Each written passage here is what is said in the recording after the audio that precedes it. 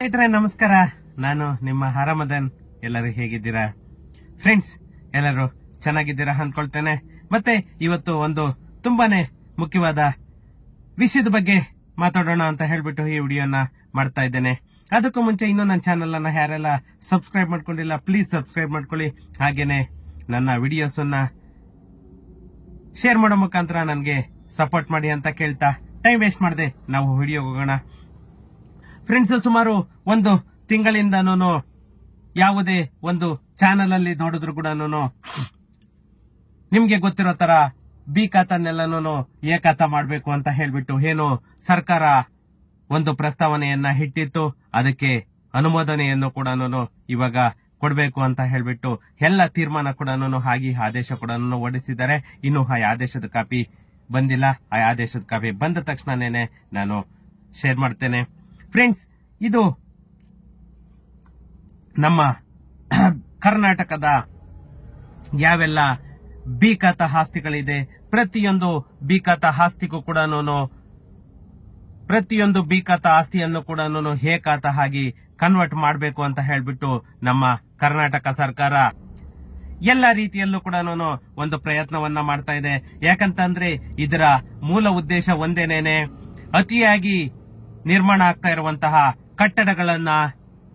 ಕಟ್ಟಡಗಳಿಗೆ ಕಡಿವಾಣ ಹಾಕಬೇಕು ಅನ್ನೋದೇನೆ ಮೂಲ ಉದ್ದೇಶ. ಯಾಕಂತ ಅಂದ್ರೆ ಬಿಬಿಎಂಪಿ ವತಿಯಿಂದ ಆಗ್ಬೋದು ಅಥವಾ ಪುರಸಭೆ ನಗರಸಭೆ ವತಿಯಿಂದ ಆಗ್ಬೋದು, ಬೇಸಿಕ್ ಕಮ್ಯುನಿಟೀಸ್ ಏನ್ ಬರುತ್ತೆ ಆ ಬೇಸಿಕ್ ಕಮ್ಯುನಿಟೀಸ್ ಪ್ರೊವೈಡ್ ಮಾಡಕ್ ಆಗದೆ ಇರೋದೇ ಇದಕ್ಕೆ ಮೂಲ ಉದ್ದೇಶ ಅಂತ ಹೇಳ್ಬಿಟ್ಟು ಇವರು ಬಿ ಖಾತಾನೆಲ್ಲಾನು ಎ ಖಾತಾ ಮಾಡಬೇಕು. ಯಾಕಂತಂದ್ರೆ ಎ ಖಾತಾ ಅಂತಂದ್ರೆ ಇವ್ರೇನೋ ಫ್ರೀ ಆಗಿ ಕೊಡಲ್ಲ. ಎ ಖಾತಾಗೆ ಅಂತ ಹೇಳ್ಬಿಟ್ಟು ಇಷ್ಟು ಚಾರ್ಜಸ್ ಅಂತ ಹಾಕ್ತಾರೆ. ಆ ಚಾರ್ಜಸ್ ಕಟ್ಟೋದಕ್ಕೆ ಯಾರು ಕೇಪಬಿಲಿಟಿ ಇದೆ ಅಂತವ್ರು ಮಾತ್ರ ಎ ಖಾತಾ ಮಾಡ್ಕೊಳ್ತಾರೆ. ಇನ್ನು ಮಿಕ್ಕದವರು ಬಿ ಖಾತಾ ಹಾಗೇನೇನೆ ಇಟ್ಕೊಳ್ತಾರೆ. ಫ್ರೆಂಡ್ಸ್, ಈ ವಿಡಿಯೋದಲ್ಲಿ ನಾವು ಬಿ ಖಾತಾವನ್ನ ಎ ಖಾತಾ ಆಗಿ ಯಾಕೆ ಪರಿವರ್ತನೆ ಮಾಡಬೇಕು, ಮತ್ತೆ ಯಾವೆಲ್ಲ ಪ್ರಾಪರ್ಟಿಗಳಿಗೆ ಎ ಖಾತಾ ಸಿಗುತ್ತೆ, ಯಾವ ಪ್ರಾಪರ್ಟಿಗಳಿಗೆ ಎ ಖಾತಾ ಸಿಗಲ್ಲ ಅನ್ನೋದನ್ನ ಈ ವಿಡಿಯೋದಲ್ಲಿ ಸಂಪೂರ್ಣವಾಗಿ ನೋಡೋಣ.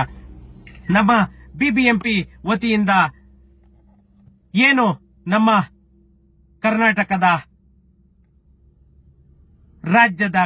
ರಾಜ್ಯದ ಸ್ವತ್ತುಗಳಿಗೆ ನೀಡಲಿರುವ ಎಲ್ಲಾ ಖಾತಾಗಳನ್ನ ಕಾನೂನು ಉದ್ದೇಶಗಳಿಗೆ ಅಧಿಕೃತ ಮತ್ತೆ ಎ ಖಾತಾ ಆಸ್ತಿಗಳೆಂದು ಪರಿಗಣಿಸಲು ಅನುಮೋದನೆ ನೀಡಿ ನಮ್ಮ ಕರ್ನಾಟಕ ಸರ್ಕಾರ ಆದೇಶವನ್ನ ಹೊರಡಿಸಿದೆ. ಎಲ್ಲ ಖಾತಾಗಳನ್ನು ಕಾನೂನು ಉದ್ದೇಶಗಳಿಗೆ ಅಧಿಕೃತ ಮತ್ತು ಎ ಖಾತಾ ಆಸ್ತಿಗಳೆಂದು ಪರಿಗಣಿಸಲು ಅನುಮೋದನೆಯನ್ನ ನೀಡಿದೆ. ಇದು ಏನು ಜುಲೈ 17ನೇ ತಾರೀಕು ಸಚಿವ ಸಂಪುಟ ಸಭೆಯಲ್ಲಿ ಒಂದು ತೀರ್ಮಾನವನ್ನು ಕೈಗೊಂಡ್ರು.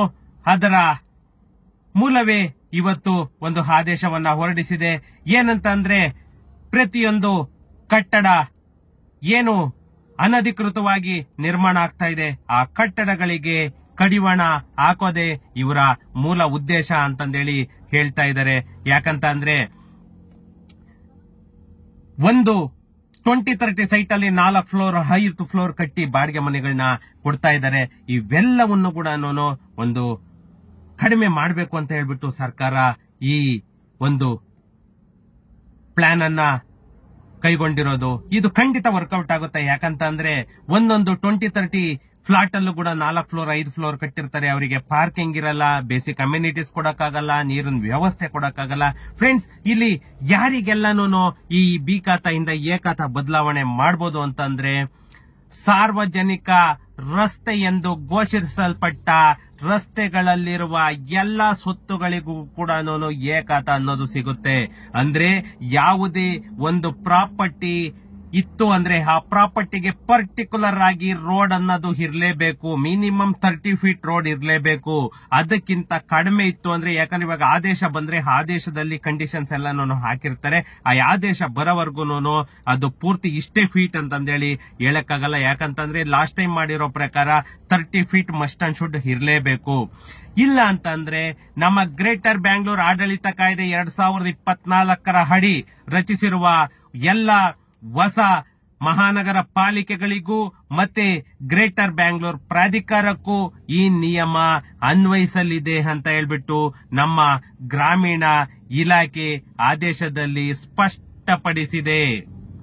ಏನು ನಮ್ಮ ನಗರಾಭಿವೃದ್ಧಿ ಇಲಾಖೆ ಇದೆ ಕ್ಲಿಯರ್ ಕಟ್ ಆಗಿ ಹೇಳಿದೆ. ಯಾಕಂತ ಅಂದ್ರೆ ಗ್ರೇಟರ್ ಬ್ಯಾಂಗ್ಳೂರ್ ಕಾಯ್ದೆ ಏನು 2024ರಲ್ಲಿ ಆಯ್ತು, ಅದರ ಪ್ರಕಾರ ಎಲ್ಲರಿಗೂ ಕೂಡ ಬಿ ಖಾತಾ ಇರುವಂತಹ ಪ್ರಾಪರ್ಟಿಗಳಿಗೆ ಎ ಖಾತಾ ಕೊಡಬೇಕು ಅಂತಂದೇಳಿ ಇದ್ ಮಾಡಿದ್ದಾರೆ. ಎ ಖಾತಾ ಸಿಕ್ಬೇಕು ಅಂತಂದ್ರೆ ಏನು ನಿಯಮಗಳನ್ನ ಪಾಲನೆ ಮಾಡಬೇಕು, ಏನ್ ನಿಯಮಗಳು ಅನ್ವಯಿಸುತ್ತೆ ಅಂತಂದ್ರೆ ನಿವೇಶನಕ್ಕೆ ಸಾರ್ವಜನಿಕ ರಸ್ತೆ ಕಡ್ಡಾಯವಾಗಿರಬೇಕು. ಒಂದು ವೇಳೆ ಖಾಸಗಿ ರಸ್ತೆ ಇದ್ದರೆ ಅದನ್ನ ಗ್ರೇಟರ್ ಬ್ಯಾಂಗ್ಳೂರ್ ಕಾಯ್ದೆ 2024 ಕಾಲಂ ನಂಬರ್ 212 ಅನ್ವಯ ಸಾರ್ವಜನಿಕ ರಸ್ತೆ ಅಂತಂದೇಳಿ ಪರಿಗಣನೆಗೆ ತಗೊಂಡು ಅದಕ್ಕೂ ಕೂಡ ಬಿ ಖಾತಾನ ಎ ಖಾತಾ ಹಾಗೆ ಕೊಡ್ತಾರೆ. ಮತ್ತೆ ಕಂದಾಯ ಭೂಮಿಯಲ್ಲಿರುವಂತಹ ಆಸ್ತಿಗಳು ಅನುಮೋದಿತ ಮಹಾಯೋಜನೆಯ ವ್ಯಾಪ್ತಿಯಲ್ಲಿದ್ದರೆ, ಪ್ಲಾನ್ ಅಪ್ರೂವಲ್ ಆಗಿ ಲೇಔಟ್ಸ್ ಗಳನ್ನ ಮಾಡಿದ್ರೆ, ಅಲ್ಲಿ ನಿಮ್ಮ ಸೈಟ್ ಇತ್ತು ಅಂದ್ರೆ ಅದಕ್ಕೂ ಕೂಡ ಎ ಖಾತಾ ಸಿಗುತ್ತೆ.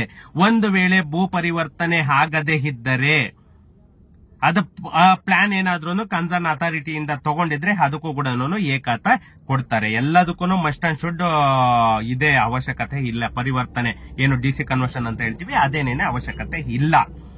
ನಮ್ಮ ಕರ್ನಾಟಕ ಭೂ ಕಂದಾಯ ಕಾಯ್ದೆಯಡಿ ನಿಗದಿಪಡಿಸಿದ ಶುಲ್ಕವನ್ನ ಪಾವತಿಸಿ ಕೆಟಿಸಿಪಿ ಕಾಯ್ದೆಯಡಿ ನೀವು ಅನುಮೋದನೆಯನ್ನ ಪಡೆಯಬಹುದು. ಕನ್ವರ್ಷನ್ ಏನಾದ್ರೂ ಆಗಿಲ್ಲ ಅಂತಂದ್ರೆ ನಮ್ಮ ಏನು ಕೆಟಿಸಿಪಿ ಕಾಯ್ದೆ ಇದೆ, ಆ ಕೆಟಿಸಿಪಿ ಕಾಯ್ದೆ ಅನ್ವಯ ಅದೇನು ಟ್ಯಾಕ್ಸ್ ಬರುತ್ತೆ ಆ ಟ್ಯಾಕ್ಸ್ ಅನ್ನ ಭರ್ತಿ ಮಾಡಿ ನೀವು ಎ ಖಾತಾವನ್ನ ಮಾಡ್ಕೊಳ್ಬಹುದು.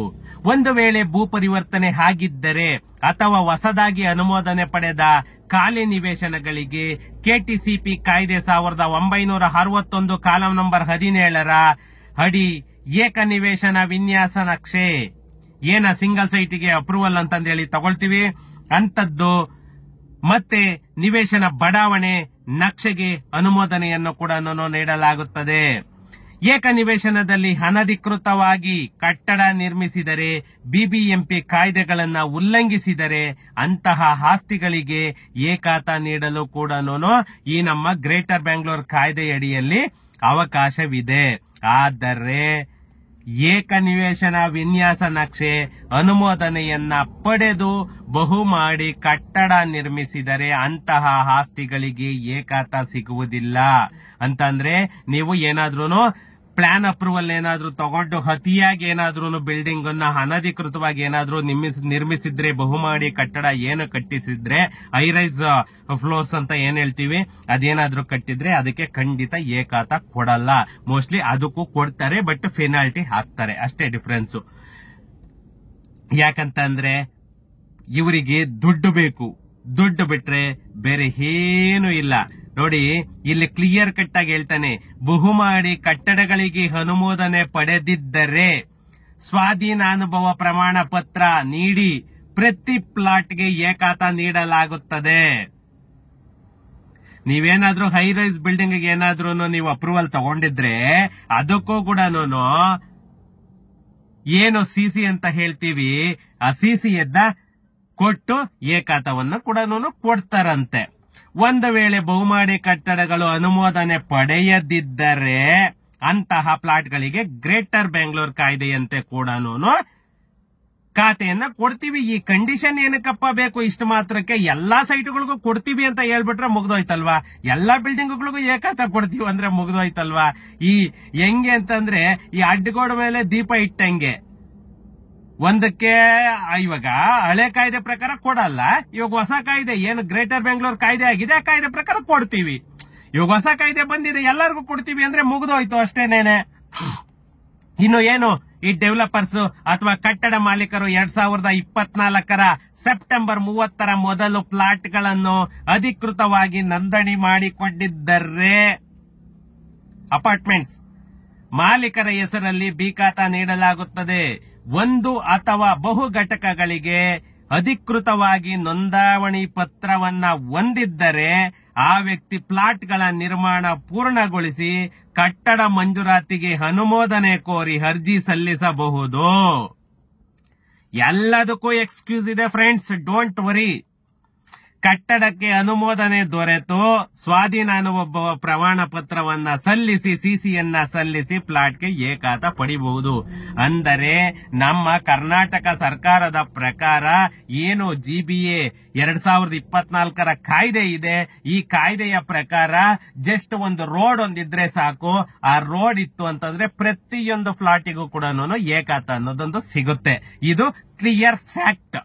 ಸುಮ್ಮನೆನೇನೆ ಆ ಕಡೆದ್ ಈ ಕಡೆದ್ ಆ ಕಡೆ ಕನ್ಫ್ಯೂಸ್ ಮಾಡ್ತಿದ್ದಾರೆ, ಅಷ್ಟು ಬಿಟ್ರೆ ಬೇರೆ ಏನು ಇಲ್ಲ. ರೋಡ್ ಬಿಡ್ತು ಅಂತ ಕರೆಕ್ಟ್ ಆಗಿತ್ತು ಅಂದ್ರೆ ನಿಮ್ ಸೈಟಿಗೆ 100% ಏಕಾತ ಅಂತೂ ಸಿಗುತ್ತೆ.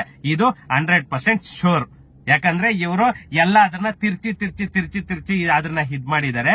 ಅಷ್ಟು ಬಿಟ್ರೆ ಬೇರೆ ಏನು ಇಲ್ಲ ಫ್ರೆಂಡ್ಸ್. ಪ್ರತಿಯೊಂದು ಬಿಖಾತಾ ಸೈಟ್ ಕೂಡ ಇವರು ಇವಾಗ ಮಾಡೋ ಆದೇಶದ ಪ್ರಕಾರ ಪ್ರತಿಯೊಂದು ಸೈಟಿಗೂ ಕೂಡ ಏಕಾತ ಸಿಗುತ್ತೆ. ಡೋಂಟ್ ವರಿ, ಎಲ್ಲರೂ ಕೂಡ ಇವಾಗ ಆದೇಶ ಹೊರಡಿಸ್ತಾ ಇದ್ದಾರೆ. ಆ ಆದೇಶ ಕಾಪಿ ಇದಾದ ತಕ್ಷಣ ಎಲ್ಲರೂ ಹೋಗಿ ಅದೇನ್ ಶುಲ್ಕ ಕಟ್ಟಬೇಕು, ಟ್ಯಾಕ್ಸ್ ಕಟ್ಟಬೇಕು, ಕಟ್ಬಿಟ್ಟು ಬಿಖಾತಾನ ಏಕಾತ ಮಾಡ್ಕೊಳ್ಳಿ. ಓಕೆ ಫ್ರೆಂಡ್ಸ್, ಸಿಗೋಣ ನೆಕ್ಸ್ಟ್ ವಿಡಿಯೋದಲ್ಲಿ. Thank you.